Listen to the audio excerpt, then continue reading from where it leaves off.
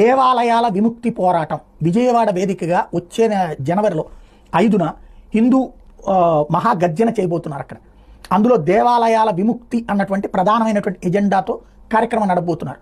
రాష్ట్రంలోని 25 లక్షల ఇళ్లకి వెళ్ళి ప్రతి ఇంటి దగ్గరికి వెళ్ళి ఆ సభకి రమ్మనమని పిలుపునిస్తున్నారు. ఇది ప్రతి రాష్ట్రంలో ఇట్లాంటి సభలు నిర్వహించడానికి రెడీ అవుతున్నారు.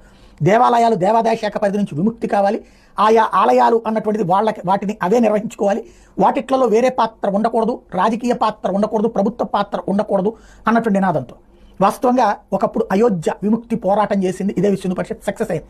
అట్లాగే కాశీ మధుర లాంటి వాటిలో న్యాయ పోరాటాలు చేస్తూ సక్సెస్ అయింది.